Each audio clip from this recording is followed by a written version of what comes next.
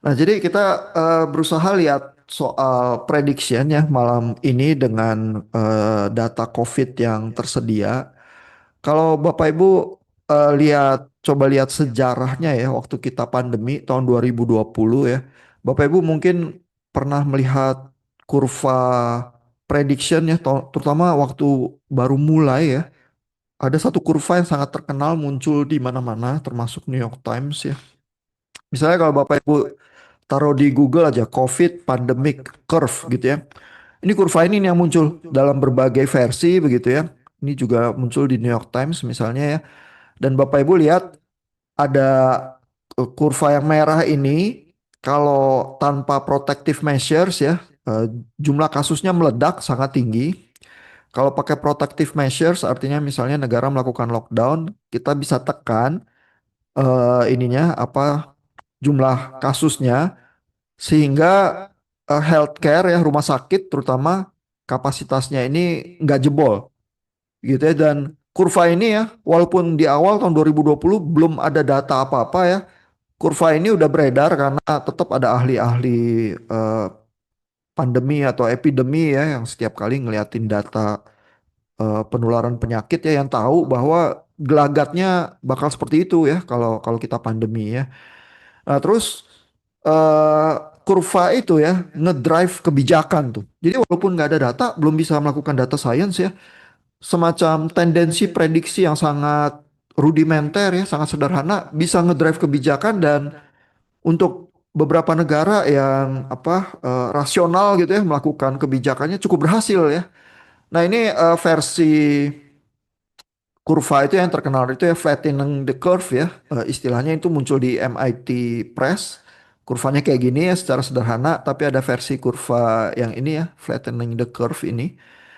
Jadi idenya adalah kalau semua healthcare system kita ya, rumah sakit ya, itu punya kapasitas ya. Misalnya ICU ya, ICU-nya itu nggak pernah dibuat untuk supaya satu kota bisa bisa masuk ICU gitu, nggak pernah seperti itu ya, karena kan kalau dia over capacity dia merugi ya kalau misalnya okupansi dari ICU-nya rendah gitu misalnya ya. Jadi dia pasti ICU-nya itu dibuat secukupnya, tidak untuk kasus pandemi. Nah, begitu kalau pandemi itu nggak terkontrol ya, terus kurvanya itu meningkat ya, ini daily number of casesnya langsung menjulang ya, melewati healthcare system capacity ya, maka rumah sakit itu bakal kayak rumah sakit perang. Jadi dokter itu udah instingnya pilih-pilih siapa yang masih bisa hidup, dia dapat resource ya, misalnya tabung oksigen lah, perawatan lah apa. Sisanya yang lain yang nggak punya chance untuk hidup ya, kelihatan kasusnya parah atau apa ditinggal.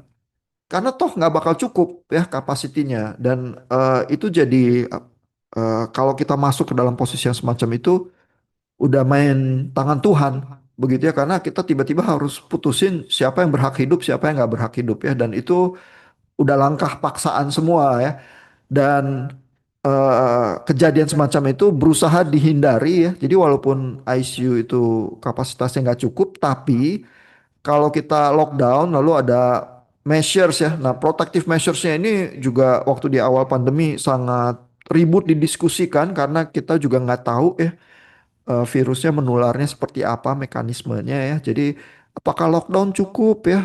Cuci-cuci tangan seberapa parah? Kapan harus pakai hazmat? Begitu ya, macam-macam dibicarakan ya. Tapi yang semua orang jadi yakin setelah lihat kurva ini adalah harus bisa ditekan ya, supaya kalau beruntung lockdownnya itu maka jumlah kasus itu nggak melewati healthcare system capacity. Jadi tingkat eh, survive orang itu masih bisa tinggi begitu ya, dan korban jiwa bisa ditekan. Jadi kurva sederhana kayak gini ya udah sangat berguna ya, walaupun kalau kita mau bilang dari segi data science seberapa sih akurasinya, ya nggak ada akurasi, orang kita nggak ada data ya. Terus seberapa sih overshootnya itu ya terhadap sistem health capacity, nggak tahu juga kita ya, orang kita nggak bisa ngitung gitu ya.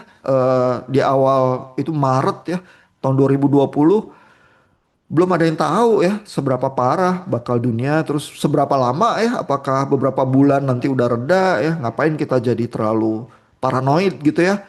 Atau setahun cukupkah? Nggak ada yang menyangka ya bahwa harus 3 tahun kita pandemi gitu ya. Jadi itu kurva benar-benar rekayasa imajinasi, tapi muncul dari semacam ekspertis orang yang biasa berhadapan dengan pandemi ya. Dan itu udah cukup ya untuk ngedrive kebijakan. Akhirnya negara-negara ada yang lockdown gitu ya. Jadi manfaat data science ya tidak tidak bisa dipungkiri dan presentasi kurva prediksi itu ya sudah sangat berguna walaupun akurasi itu rendah. Ya jadi kalau Bapak Ibu bisa predik tapi akurasinya 60-70% ya itu juga udah bisa sangat berguna karena tiba-tiba Bapak Ibu bisa ngambil kebijakan berbasis data. Kalau kita nggak ada data, maka kita beroperasi hanya dengan konspirasi teori gitu ya. Nanti Donald Trump bilang vaksin itu hoax gitu misalnya ya, atau pandemi itu nggak ada atau apa gitu ya. Terus tiba-tiba bubar ini ya apa kebijakan apa pengobatan dan sebagainya gitu ya. Terus kita jadi nggak punya langkah yang lebih pasti untuk mendefinisikan kebijakannya dan di beberapa negara yang sial ya kena berbagai turbulensi politik ya termasuk Amerika ya eh itu jadinya korban jiwanya jadi lebih banyak gitu ya. Jadi prediksi itu luar biasa powerful, luar biasa useful. Makanya kalau orang belajar data science ya, kita biasanya targetnya pingin prediksi ya. Eh, dan prediksinya itu bisa beberapa versi ya, tergantung kita mau gimana gitu ya. Tapi bahkan prediksi tanpa data aja udah sangat berguna. Ya. Nah, terus kita coba lihat ya sedikit eh, teoretisnya ya. Kalau Bapak Ibu baca buku yang ini ya, yang seri O'Reilly ini buku orang-orang informatik ya. Judulnya Hands-on Machine Learning with Scikit-learn and TensorFlow dari Aurelian Geron ya. Kita lihat kalau di chapter satunya aja, dia ada chapter khusus soal regression ya. Tapi di chapter satunya aja, dia udah memperkenalkan ya bahwa kita tuh kalau pakai machine learning ya, melakukan data science, kita selalu pingin making predictions ya karena dengan demikian kita bisa bikin kebijakan atau decision ya. Terserah seberapa bagus prediksinya, eh, habis kita lakukan kita tetap butuh tafsir ya. Jadi interpretasi data sama pentingnya. Bapak Ibu udah merasakan waktu melakukan clustering gitu ya. Interpretasi itu luar biasa penting. Habis itu decision. Nah, lalu di sini ada contohnya ya. Misalnya kalau yang paling sederhana ya melakukan prediction itu misalnya aplikasinya adalah mempredik apakah email itu spam atau bukan. Ya, jadi semua email system biasanya ngejalanin ini karena Bapak Ibu kalau dikirimin spam langsung diperangkap ke apa kotak mailboxnya spam ya atau junk mail atau apa. Dan itu di belakangnya ada mesin ya yang berusaha memprediksi karena ada semacam ciri khas lah ya spam atau junk mail itu kayak apa begitu ya.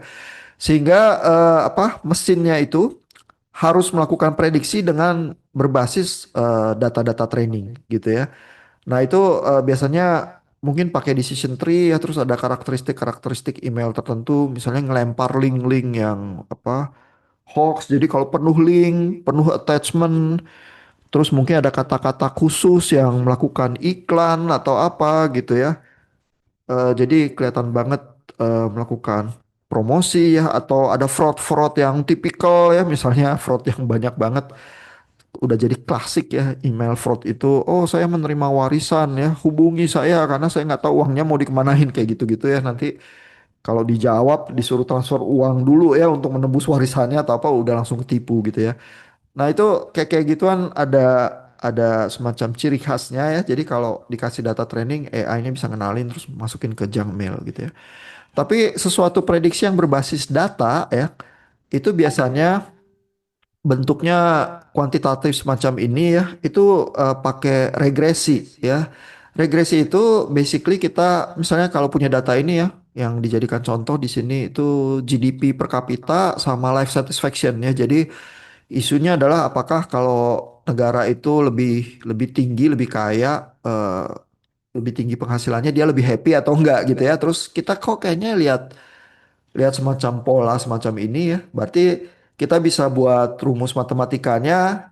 Mungkin kalau kita bilang itu linear ya, tendensi antara penghasilannya, GDP dan happiness gitu ya, maka kita bisa buat garis-garis linear ya, berbagai versi yang kalau kita hitung errornya terhadap garis itu titik-titik datanya errornya sekecil mungkin ya. Itu logikanya regresi itu kayak gitu.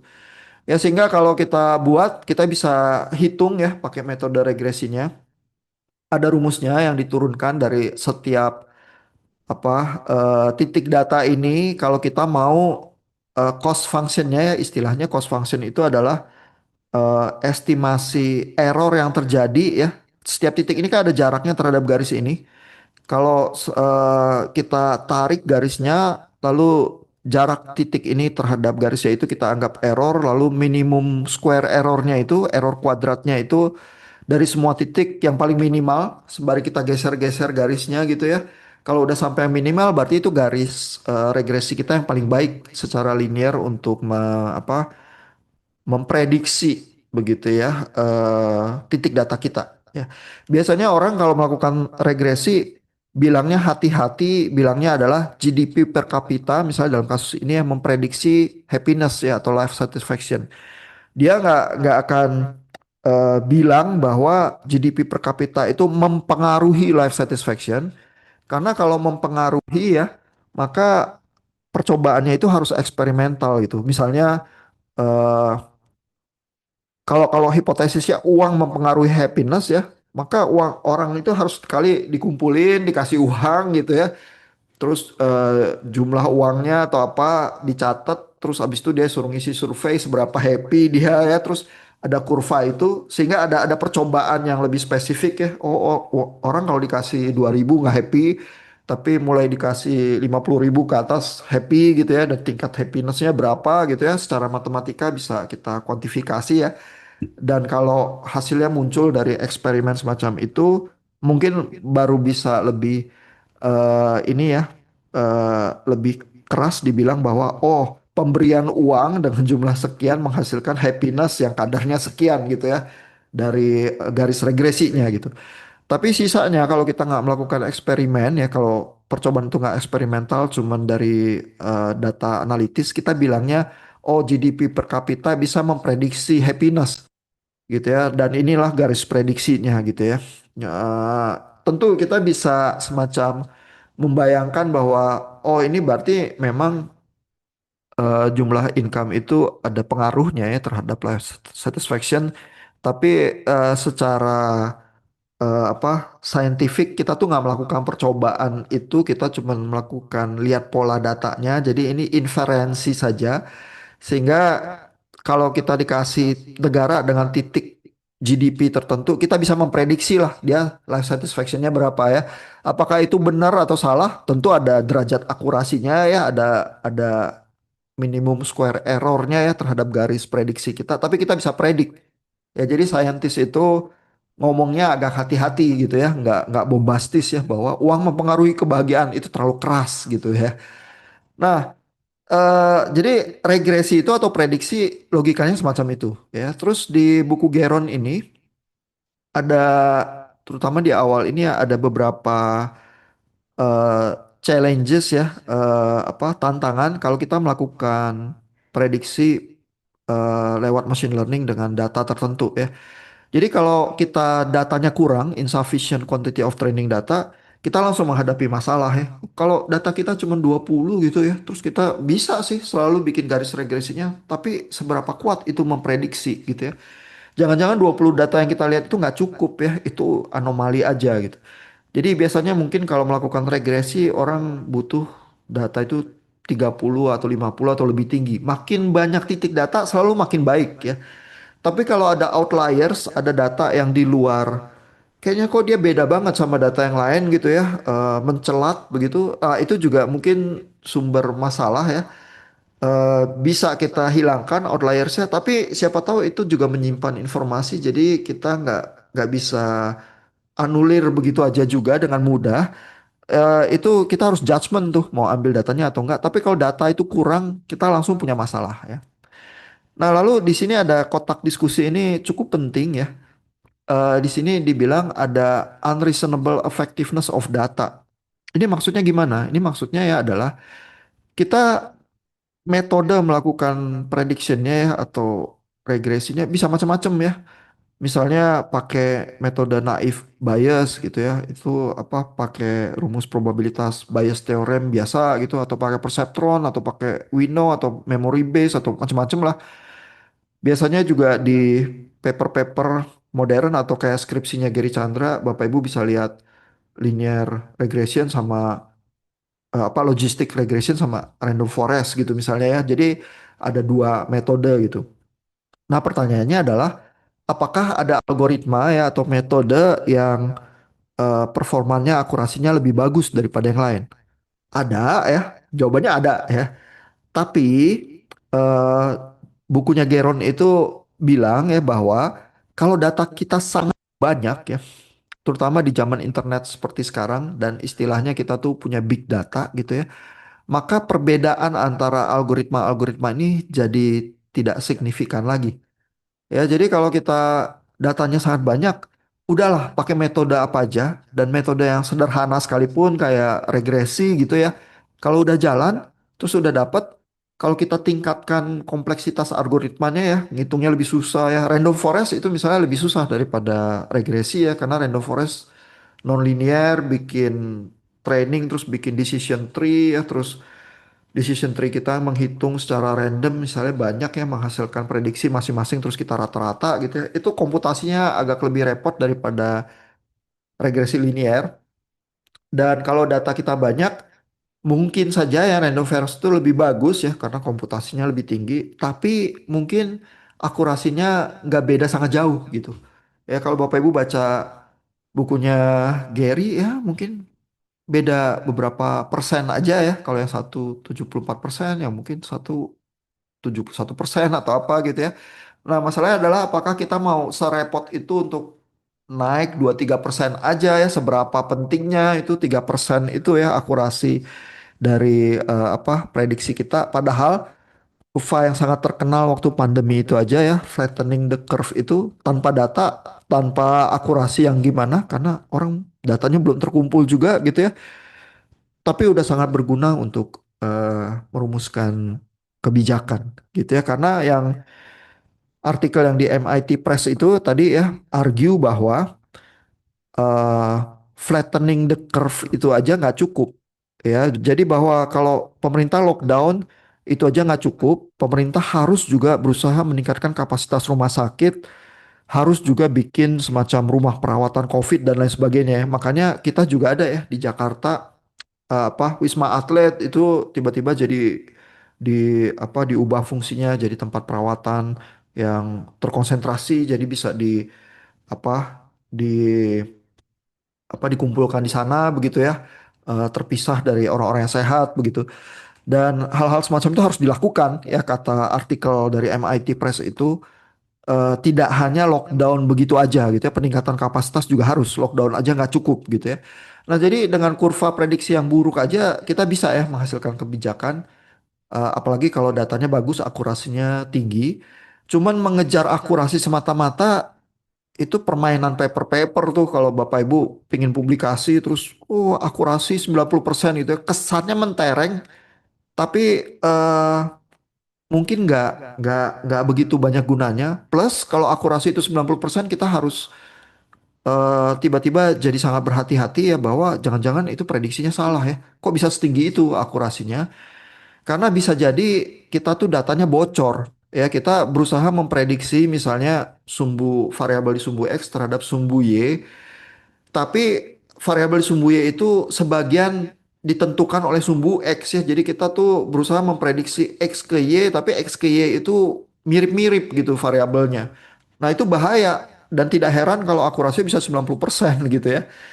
Tapi kadang-kadang kalau Bapak Ibu ngerjain tugas atau demi mau publikasi paper atau apa, kadang-kadang nggak peduli, yang penting akurasi saya 90% gitu terus merasa hebat ya. Padahal ya nggak gitu ya.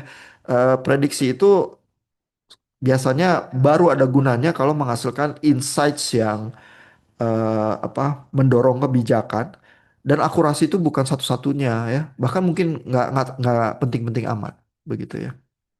Nah jadi eh problem kita kalau data kurang kita bermasalah. Kalau data sangat banyak algoritma mungkin nggak gitu penting lagi ya.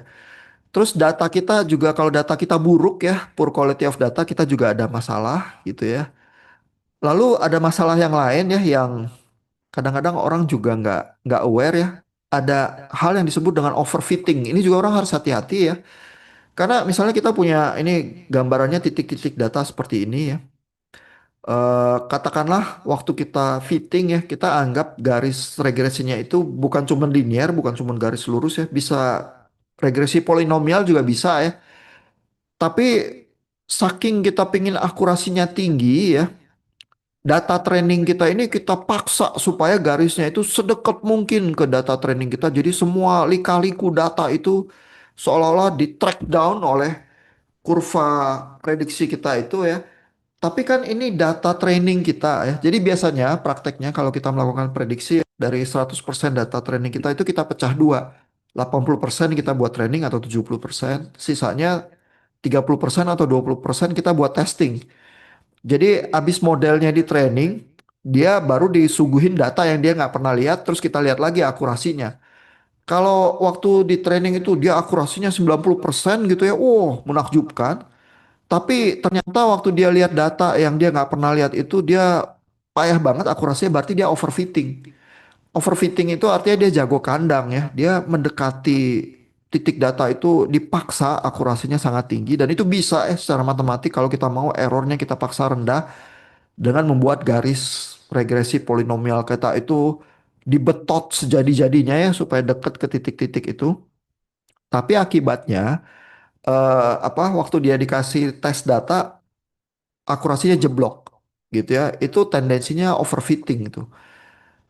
Overfitting ini bisa terjadi karena titik data kita sebenarnya noisy ya. Titik data kita itu ada fluktuasi akibat gangguan pengukuran atau memang ada noise tertentu di titik data kita ya.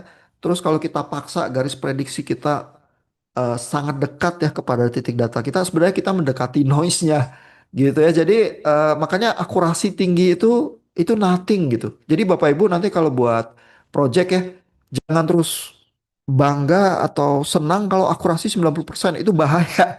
Itu justru harus harus hati-hati dan mulai mikir, nih kenapa ya akurasi saya 90% gitu ya. Biasanya yang buat skripsi atau apa juga jadi cenderung senang kalau akurasi 90% itu semua tanda bahaya gitu ya. Either overfitting atau salah pilih variabel ya sehingga sebenarnya nggak relevan gitu ininya prediksinya gitu ya.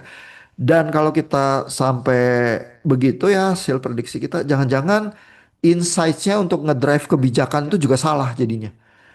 Gitu ya. Jadi ada bahaya-bahaya tersendiri ya. Bapak Ibu perlu perlu mengasah ya ketajaman dan pengenalan terhadap hal-hal itu. Gitu ya. Nah, mungkin itu cukup ya dari segi apa soal regresi linear ya. Kalau Bapak Ibu butuh info lagi, mungkin bisa ke tab yang ada coding apa COVID predictionnya itu ya, yang tabnya yang tersedia di Learn. Lalu Bapak Ibu bisa lihat eh, bagian link yang ke internet belajar Python untuk coding prediction ya, yang ini ya, misalnya linear regression ini.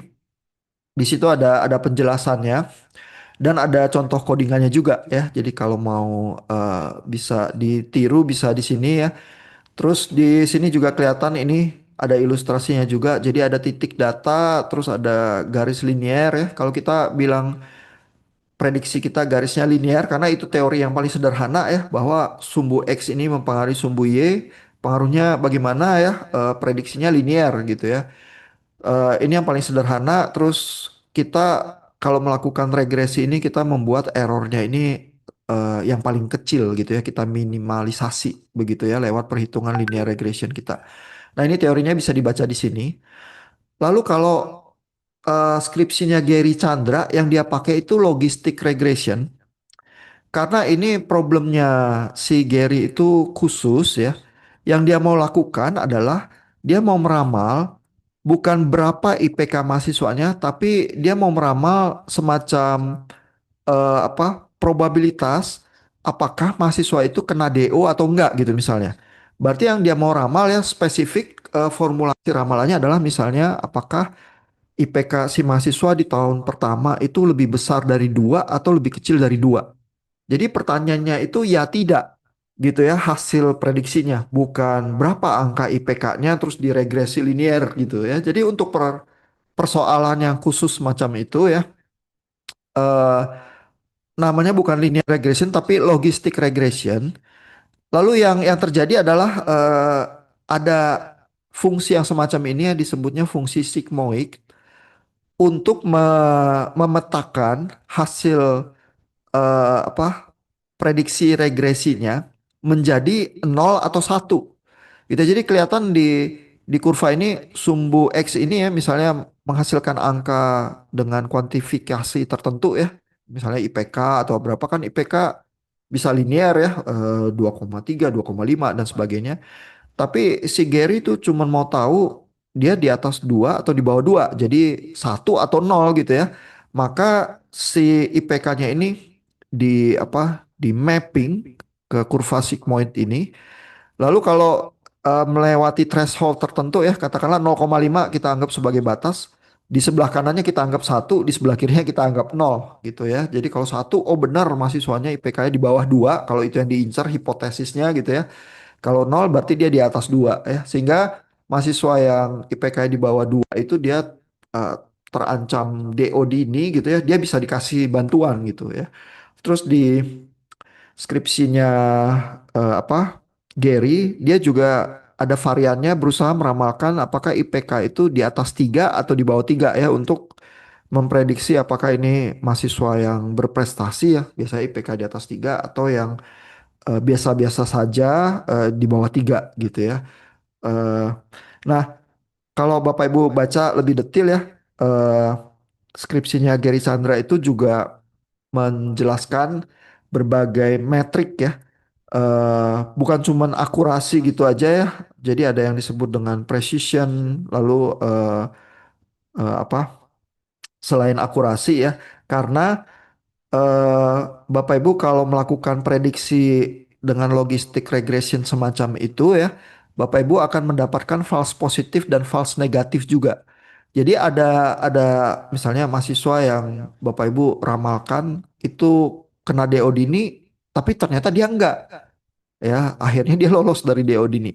Atau Bapak Ibu pikir dia enggak ya, ternyata dia kena gitu ya.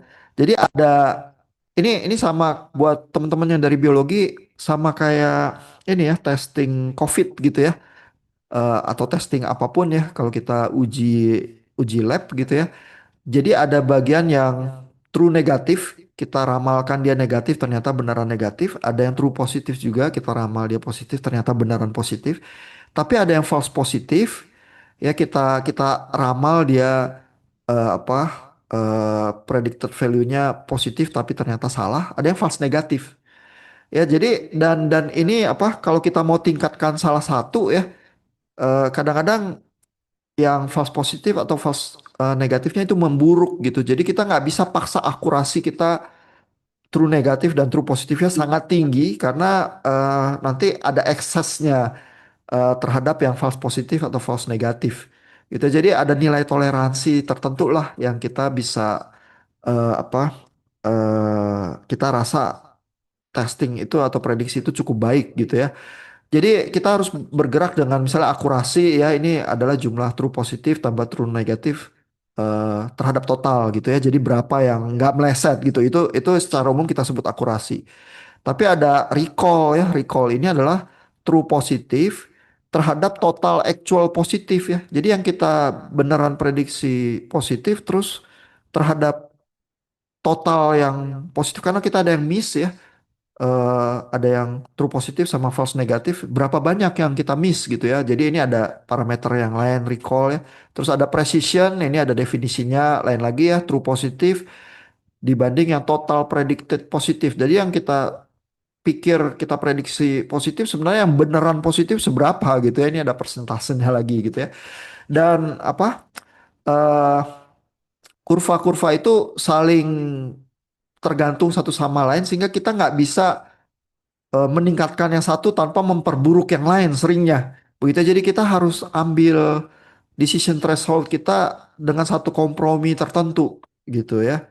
Nah, ini coba saya kasih lihat salah satu kurvanya ya yang dihasilkan oleh Gary gitu ya. Ini ada chapter-chapternya waktu dia bersihin data dan lain sebagainya. Jadi ini cukup cukup banyak kerjaannya juga ya. Tapi hasil prediksinya misalnya ini ya. Ini adalah kurva probabilitas dengan random forest ya. Ini bukan linear regression, random forest. Terus ada kurva akurasinya. Kalau titik thresholdnya di 0,5 ya, kita lihat titik akurasinya sekitar 70% ya. Tapi titik recallnya ini menurun kalau akurasinya kita paksa lebih tinggi gitu. Jadi recallnya menurun, berarti ada yang tambah buruk gitu ya. eh Parameter tertentu. Padahal kita mau akurasinya tinggi, presisinya tinggi, recallnya tinggi gitu ya. Tapi nggak bisa begitu semuanya karena ada komprominya begitu ya.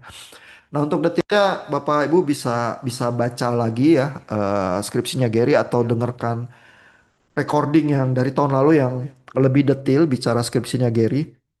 Malam ini saya tuh cuman pengen bilang, Bapak Ibu kalau melakukan prediksi ya perlu memikirkan skema yang mau diprediksi itu seperti apa ya. Apakah hasil prediksinya Bapak Ibu itu pingin jawabannya iya atau tidak gitu ya. Misalnya Bapak Ibu cuman pingin bilang dari banyak negara data itu dia berhasil atau tidak berhasil gitu misalnya ya atau tidak gitu ya dari berbagai parameter. Nah kalau kayak gitu Bapak Ibu harus beroperasi dengan logistic regression gitu misalnya. Tapi kalau Bapak Ibu pengen pola prediksinya itu pengen meramalkan ya misalnya jumlah total kasus ya atau total kematian ya dengan variabel tertentu yang lain misalnya lockdown atau apa gitu ya. Maka mungkin Bapak Ibu beroperasi dengan linear regression bukan logistic regression gitu. Jadi bagaimana kita memformulasikan apa yang kita ingin ramalkan ya itu menentukan juga kita pakai metode yang mana ya. Terus kalau Bapak Ibu mau agak keren gitu ya. Bapak Ibu bisa pakai dua metode misalnya linear regression sama random forest gitu terus bandingkan hasilnya ya. Buktikan akurasinya seberapa, apakah metode yang satu lebih baik dari yang lain atau cenderung sama aja. Terus tentu yang terakhir sebagai bentuk keberhasilan Bapak Ibu apakah bisa ambil insights tertentu ya untuk ngedrive kebijakan. Ya dan Bapak Ibu bisa mengingat lagi bahwa kurva yang flattening the curve itu tanpa akurasi aja kebijakan yang bagus itu bisa gitu ya. Jadi kalau dengan data, dengan teknik yang keren-keren harusnya Bapak Ibu bisa menghasilkan kebijakan yang lebih baik lagi ya atau insights yang lebih berharga lagi karena pandeminya udah lewat. Terus Bapak Ibu melakukan analisis postmortem ya after the fact gitu ya. Sedangkan orang-orang itu yang menghasilkan kurva di awal itu belum punya data, belum punya apa-apa, terus sudah menghasilkan prediksi dan berhasil ya ngedrive kebijakan gitu ya. Nah, saya pengen nunjukin codingan ya. Kalau Bapak Ibu download misalnya codingan yang saya sediakan di tab codingan ya, yang new itu yang saya hasilkan dari AI ya. Jadi misalnya ada AI yang saya paksa promptnya untuk menghasilkan coding Python untuk melihat efek vaksinasi dan lockdown ya terhadap keberhasilan penanganan pandemi gitu ya. Terus dia menghasilkan ini codingannya ini ya, efek vaksin lockdown. Dia ngambil data COVID-nya, terus dia rubah ini ke dalam tanggal ya supaya bisa diproses. Terus dia ambil parameter-parameter tertentu dari yang begitu banyak parameter ya. Misalnya soal total deaths ya. Jadi untuk meramalkan keberhasilan penanganan biasanya total deaths ini yang jadi acuannya karena akhirnya berapa banyak yang meninggal kan itu hasil akhirnya ya. Kalau orang kasus positif tapi sembuh nggak fatal ya, tapi kalau jumlah total deaths ini jumlah fatalities gitu ya. Terus dia ngambil people fully vaccinated per 100 ya, jadi berapa per 100 orang berapa yang fully vaccinated. Dan lalu dia pilih negara-negara tertentu ini ya, karena nggak semua negara reliable ya, jadi Ini setelah si AI-nya kita interogasi, kalau nggak ada pemilihan negara ini, kadang-kadang dia pilih semua aja, terus ada negara-negara yang buruk banget apa datanya gitu ya, karena memang nggak reliable ya. Negara-negara mungkin kayak Afghanistan atau Pakistan atau apa, mungkin memang datanya buruk ya. Jadi kalau masuk ke kurva prediksi kita, data-data yang semacam itu malah mengaburkan efek prediksinya begitu ya. Nah, terus dia tuh pakai scattering gitu aja ya. Scattering ini sebenarnya ngeplot data tapi melakukan regresi sih sebenarnya, tapi nggak secara eksplisit. Misalnya manggil metode curve fitting ya, terus ngefit datanya, terus menggambar apa garis. Dia cuman bilang pakai scatter gitu, plotting tapi pakai scattering ya. Nah, kita kita bisa lihat ya hasilnya. Ini kurva yang terjadi ya. Ini dia kasih judul-judul yang memudahkan kita juga untuk interpretasi. Ini di sumbu X-nya adalah presentasi penduduk yang divaksinasi lengkap ya dalam persen. Lalu ini total kematian per juta penduduk ya. Terus kebetulan negara-negara yang dipilih ini cukup bagus ya, termasuk Indonesia ya. Saya agak lupa apakah saya paksa pilih karena saya ingin lihat Indonesia juga di tengah kumpulan negara-negara ini. Sisanya sih negara-negara maju yang dari segi data cukup reliable ya.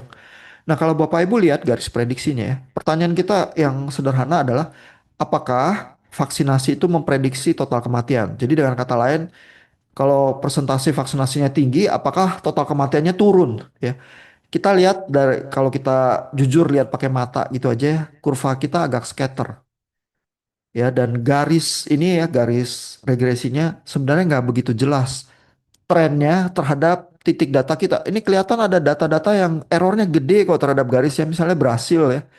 United States juga termasuk yang gede ya. Indonesia juga di ujung sini gitu ya. Mungkin data yang dekat ke garis akhirnya cuma Jerman, Prancis, Kanada gitu ya. Sisanya scatter ya. Jadi garis regresi ini lemah ya sebenarnya ya. Kalau dilihat misalnya dia ada variabelnya nggak ya? Oh, dia nggak keluarin ininya ya, apa semacam. Jadi untuk menilai seberapa bagus garis regresi ini ya secara tingkat akurasi biasanya pakai R square. R square itu adalah parameter antara 0 sampai 1. Kalau 1 itu berarti perubahan di sumbu X ini memang menghasilkan variasi di sumbu Y gitu ya dengan cukup jelas ya. Jadi kalau dekat ke 1 atau R square-nya besar berarti prediksinya bagus. Atau minimum square errornya ya. Kalau errornya kecil berarti prediksinya bagus. Ini sih dilihat pakai mata aja prediksinya buruk gitu ya. Nah, terus ini ada kurva kedua yang dihasilkan. Ini misalnya coba kita lihat kurvanya aja ya. Dia ada beberapa parameter antara ini ya vaksin sama rata-rata kematian harian gitu ya. Jadi ini kematian harian. Lalu ini rata-rata ketegasan kebijakan pemerintah. Jadi ini lockdown nih, stringency index ya. Jadi dia berusaha bikin kurva tiga dimensi antara lockdown sama vaksin. Tapi apa? Kan bikin kurva tiga dimensi agak repot ya. Seperti kita tahu waktu kita belajar clustering ya. Yang lockdownnya dia pakai kode warna. Jadi makin kuning, makin cerah. Misalnya Indonesia sama India ini lockdownnya habis-habisan nih. Yang agak gelap nih lockdownnya agak santai ya. Termasuk United Kingdom ini agak santai. Ya karena di terakhiran dia buka aja sih lockdownnya. Karena vaksinasi dia tinggi ya. Kelihatan dia di kurva vaksinasi ini di sumbu X-nya dia juga tinggi ya. Termasuk yang tinggi itu Italia, Kanada gitu ya. Nah, terus kelihatan apakah ada tendensi ya kalau vaksinasinya tinggi, dia jumlah rata-rata kematian per harinya rendah. Ya nggak gitu jelas juga ya, karena Indonesia rata-rata kematian per harinya kayaknya rendah juga ya, padahal vaksinasinya jeblok ini ya. Karena kan jumlah penduduknya gede ya, jadi persentasenya jeblok ya, termasuk India payah juga ya. Tapi lockdownnya habis-habisan gitu ya. Apakah karena lockdown gitu ya? Ya bisa sih kesimpulannya gitu. Tapi United States ini mirip-mirip ya, lockdownnya birunya, vaksinasinya cuman beda dikit gitu ya. Kok dia hancur banget gitu ya, rata-rata kematian per harinya gitu. Jadi ini sebenarnya memperlihatkan ya agak ada tendensi, tapi garis prediksi yang cukup rapi, kelihatannya sulit ya untuk bisa ya dari data ini. Ya, jadi ini kalau dipaksa AI-nya coba tunjukkan efek lockdown sama vaksin gitu aja ya, dan efek lockdown sama vaksin kan sebenarnya itu persoalan prediksi ya. Jadi dengan kata lain, AI-nya saya prompting untuk menjawab pertanyaan apakah vaksin sama lockdown itu bisa memprediksi tingkat keberhasilan penanganan pandemi. Sorry. Kalau kita lihat dari apa kurva-kurva yang dihasilkan, tendensi itu nggak begitu jelas gitu ya. Nah, terus yang ini tampaknya ini AI-nya saya paksa untuk mendeskripsikan ya pergerakan-pergerakan parameter tapi dengan apa varian alpha, delta sama omikron. Jadi ada range waktunya ini yang diambil datanya dari kapan sampai kapan gitu ya. Nah, lalu caranya dia menunjukkan efek ya udah bukan pakai regresi atau prediksi sederhana ya, melainkan pakai ini ya, sumbu X-nya waktu. Ya terus kelihatan misalnya ini kurva Inggris ya, angka kematian per juta ini yang merah ini ya dia plotting berdasarkan waktu ya, dan kita bisa lihat bahwa di sini ini alpha ya Inggris parah banget ya, terus di delta dia udah lebih baik begitu ya. Kenapa? Karena vaksinasinya yang biru ini digenjot sama dia. Jadi bisa kita lihat ya dalam kasus Inggris tampaknya cukup jelas begitu dia genjot vaksinnya, angka kematian ini jadi terkendali ya karena di level yang rendah. Tapi misalnya di Brasil gitu ya, di Brasil itu ngeplot hal yang sama ya, terus ini kelihatan di Delta ini parah banget. Tapi vaksinnya dia paksa juga genjot di sini ya. Cuman di sini masih ada lonjakan yang cukup tinggi juga nih di fase Omikron gitu ya. Jadi Brasil itu kalau Bapak Ibu baca di berita-berita ya, kelihatan Presiden Bolsonaro waktu itu ya cukup cukup ini ya, cukup unpredictable ya dan cukup beroperasi dengan teori-teori konspirasi ya bahwa pandemi itu nggak real dan lain sebagainya, sehingga kebijakan-kebijakan di negara dia juga nggak sangat ini ya, nggak sangat konklusif begitu ya, sehingga kelihatan kurvanya lebih buruk ya dibandingkan mungkin yang Inggris ya kelakuannya. Terus ini yang Indonesia nih. Ya Indonesia kelihatan waktu Delta kita parah banget, hancur banget ya, dan kita mau menggenjot apa vaksin setengah mati ya karena penduduknya besar jumlahnya, terus kita nggak punya vaksin yang kita produksi sendiri, jadi harus mengandalkan apa diplomasi ya dengan negara lain yang bisa memproduksi vaksinnya. Jadi kita lambat naiknya. Cuman abis kita berusaha memadukan antara lockdown ya, kita lihat tadi di kurva lockdown itu warnanya kuning, jadi cukup keras ya lockdownnya Indonesia.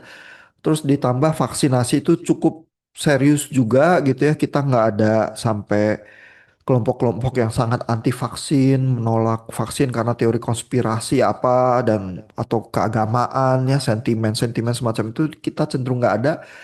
Kelihatan jumlah kematiannya ini cukup berhasil ya untuk ditekan gitu ya. Jadi Indonesia sih kalau dilihat seperti ini, at least dibandingkan Brasil mungkin kita bisa bilang cukup oke ya.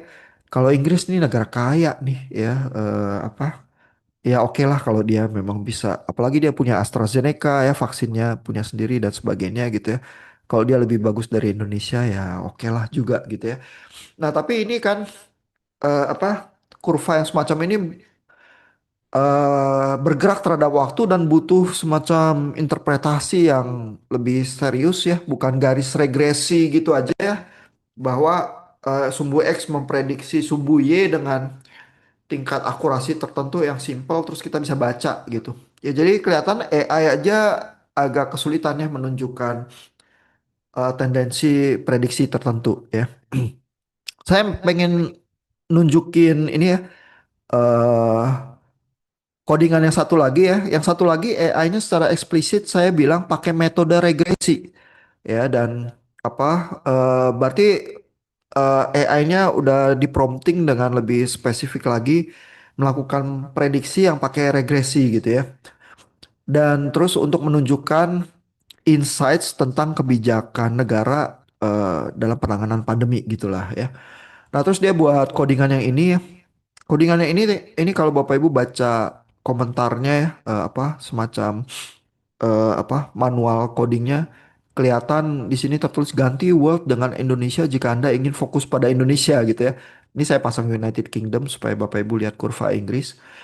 Nah, tapi kalau Bapak Ibu pasang kurva World dia error sih karena di bagian bawah sini ya dia berusaha bersihin datanya ya, dia drop yang nggak ada data. Terus kurva World itu cuman satu ya karena seluruh dunia angkanya dijadiin satu. Terus dia langsung langsung error gitu waktu berusaha bersihin datanya ya sehingga apa cenderung nggak jalan kalau dipasang world, tapi kalau dipasang negara tertentu itu jalan ya. Terus di sini karena di spesifikasi pakai linear regression dia manggil model trennya linear regression ya, terus dia pasang ini ada ini tipikal sekali ya untuk training dan testing ya. Jadi 80% data dia pakai untuk training, sisanya dia pakai untuk testing ya. Terus dia pakai eh, untuk menghasilkan prediksi ya. Terus yang dia berusaha prediksi karena penanganan pandemi itu seberapa baik, dia pakainya new cases ya, dia ambil variabel new cases sama stringency index to lockdown gitu ya. Nah terus bisa di running bisa kelihatan kurvanya ya. Coba kita running terus dia ada menawarkan interpretasi lagi ya. Jadi interesting ya. Dia bukan cuman karena disuruh menghasilkan insights ya terhadap kebijakan negara terhadap apa penanganan pandemi, dia bikin interpretasi ya. Jadi keren ya sebenarnya AI zaman sekarang ya.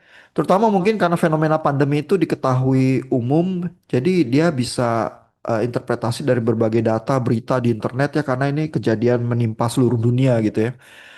Nah, kalau kita running ya, terus kita lihat kurvanya ya. Jadi ini yang dia berusaha plot. Yang di sini adalah kurva tanggal ya, terus total kasus, terus dia berusaha pakai linear regression untuk prediksi ya. Tapi dia kasih juga hasil ini ya, parameter prediksinya ini kelihatan R squared-nya minus. Jadi R squared itu harusnya antara ini R kuadrat gitu ya. Itu adalah tadi indikator seberapa variabel X ini variasinya mempengaruhi variabel variabel apa Y begitu ya. Ini minus, minus artinya sebenarnya sangat buruk hasil prediksinya. Atau sebenarnya nggak ada pola prediksi apa-apa gitu ya. Jadi secara umum ya kalau Bapak Ibu berusaha nge-track ya tanggal di sumbu X terhadap variabel apapun di sumbu Y ya. Tanggal ini kan variabel waktu ya. Jadi waktu nggak menghasilkan total kasus. Memang secara umum total kasus itu kan akumulasi kasus ya secara umum makin ke kanan itu makin naik. Tapi kan sebenarnya yang menghasilkan total kasus itu adalah variabel-variabel lain ya. Misalnya vaksinasi atau lockdown atau seberapa testing ya atau seberapa ini ya apa eh, rasio penularan begitu ya. Jadi sebenarnya di sumbu X-nya nggak boleh waktu ya. Cuman kan ini selalu ya insting yang paling awal kita pingin memprediksi pergerakan variabel tertentu terhadap waktu gitu ya. Tapi begitu di regresi jangan heran ya kalau hasil regresinya sebenarnya buruk ya. Bisa dilihat dari R kuadratnya ini. Ininya juga kalau Bapak Ibu lihat minimum square errornya ya, errornya gede ya. Karena kalau Bapak Ibu lihat aja titik-titik yang di atas ini kan jauh banget dari garis prediksinya. Ada bagian-bagian yang dekat ya, tapi bagian-bagian yang jauh juga banyak ya. Jadi ini sebenarnya cuman memperlihatkan tendensi data ya, tapi basically prediksinya gagal. Nah, di bagian bawah ini ada prediksi yang lain nih yang kelihatannya ini stringency index ya, sumbu variabel X ya. Jadi lockdown pengaruhnya terhadap kasus baru ya, new cases yang di smoothed ya. Jadi di rata-rata per berapa hari ya. Kelihatan garisnya ya terhadap titik-titik data ada trennya sih ya. Tapi Bapak Ibu juga lihat ada outlier ya. Ini di mana new casesnya tinggi sekali dan errornya agak gede ya terhadap titik data. Tapi paling tidak tren garisnya ini negatif. Ya negatif artinya kalau lockdown makin besar, total kasus baru kita makin kecil ya. Sehingga di sini ada interpretasinya nih. Koefisien negatif menunjukkan bahwa lockdown ya semakin ketat kebijakan, semakin rendah rata-rata kasus baru yang teramati. Ini mengindikasikan bahwa kebijakan yang ketat cenderung menekan penyebaran. Kita jadi at least di dalam kasus United Kingdom lockdownnya berhasil. Ya, dan kalau dia melonggarkan lockdown, memang kasus itu meningkat, tapi dia mengimbangi juga ya. Jadi karena vaksinasi di UK juga terkenal disiplin gitu ya. Jadi dengan kata lain efek lockdownnya terlihat, cuman mungkin dengan syarat bahwa vaksinasinya boleh cukup disiplin juga ya. Karena misalnya kalau saya pasang United States ya, coba ya Bapak Ibu lihat negaranya Donald Trump ini ya, hancur banget ya. Ini ya kalau saya pasang United States gitu ya, terus kita run lagi ya codingannya ya. Terus Bapak Ibu lihat kurvanya ya. Nah ini ya, kelihatan R square-nya sih dari segi total kasus ya -6 ya. Minus juga artinya secara prediksi ini meaningless gitu ya. Minimum square error-nya juga gede ya karena ada titik-titik yang jauh dari garis prediksi ya. Jadi ini eh agak meaningless ya terhadap waktu itu tadi ya. Tapi coba kita lihat terhadap lockdown. Ya jadi sumbu X-nya stringency index, kasus barunya ini di sumbu Y gitu ya. Kelihatan tren garisnya ini flat atau positif justru ya. Jadi seolah-olah makin keras lockdown, makin banyak kasus barunya. Nah, ini ya hasil interpretasinya si coding AI-nya bilang koefisien positif menunjukkan semakin ketat kebijakan, semakin tinggi rata-rata kasus baru yang teramati. Terus yang kerennya adalah ya si AI-nya tuh bilang kenapa bisa begitu ya. AI-nya bilang ini sering terjadi karena stringency index meningkat setelah kasus mulai naik.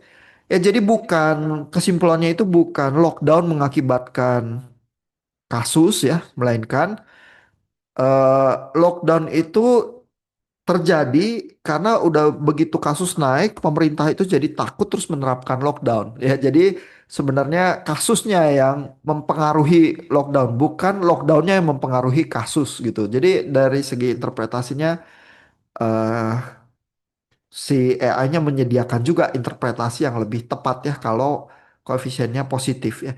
Jadi dengan kata lain, United States itu kelabakan karena dia terpaksa kelabakan lockdown karena jumlah kasus barunya nggak tertangani dengan vaksinasi karena pemerintahnya agak balelo ya. Donald Trump itu beroperasi dengan berbagai teori konspirasi anti vaksin, hoax pandemi dan lain sebagainya gitu ya. Nah, jadi paling tidak Bapak Ibu bisa lihat dua tendensi itu ya, terus Bapak Ibu bisa coba negara-negara tertentu kah atau apa gitu ya. Terus kalau Bapak Ibu mau lebih sophisticated, mungkin bisa coba bikin logistic regression terus untuk ngelihat ya apakah di negara mana lockdown itu kelabakan ya, artinya trennya positif. Di negara mana lockdown itu trennya negatif ya. Kalau negatif berarti dia agak proper ya, artinya begitu dia lockdown jumlah kematian atau jumlah kasus itu menurun. Ya. Vaksin juga gitu ya. Kalau vaksin itu tren regresinya positif, artinya makin banyak vaksin seolah-olah kematian atau kasus makin meningkat. Padahal secara logika nggak bisa begitu ya. Masa vaksin menyebabkan orang sakit gitu ya. Kalau Bapak Ibu penganut teori konspirasi ya iya ya langsung bilang, oh memang kan terbukti kan vaksin bikin orang sakit ya. Tapi kan kita kelompok yang rasional lah ya karena di bangku kuliahan ya, kita kesimpulannya adalah kalau vaksin naik, jumlah kasus atau jumlah kematian naik, artinya negaranya kelabakan. Mereka tuh baru vaksin pas yang mati atau pas kasusnya nggak terkendali ya. Jadi negara yang kelabakan bisa kita bilang ya penanganannya buruk. Jadi Bapak Ibu bisa berusaha misalnya bikin logistic regression, mencari negara yang kelabakan versus negara yang tidak kelabakan gitu ya. Jadi model si Gary Chandra iya atau tidak prediksinya ya, tapi dengan cara melihat koefisien linear regressionnya itu positif atau negatif ya terhadap lockdown atau terhadap vaksin ya. Nah itu lebih complicated ya. Melakukannya mungkin harus mikir sedikit atau ditemani AI ya, memaksa AI-nya bikin coding-coding tertentu ya dengan prompt yang lebih lebih spesifik mendesain bagaimana melakukan logika prediksinya. Tapi kalau Bapak Ibu berhasil nanti project prediksinya nilainya bagus karena insights-nya jelas begitu ya. Terus menunjukkan kemampuan semacam merumuskan hipotesis dan interpretasi data yang lebih baik gitu. Ya. Karena itu yang kita berusaha latih sih. Karena tanpa itu sebenarnya main data science itu meaningless ya. Atau nanti malah jatuh ke teori-teori konspirasi aja sebenarnya kita. Ya. Nah kita sampai di situ mudah-mudahan modalnya cukup untuk ngerjain project ya. Bapak Ibu ada pertanyaan nggak? Mumpung ketemu. Kalau ada pertanyaan Bapak Ibu silakan.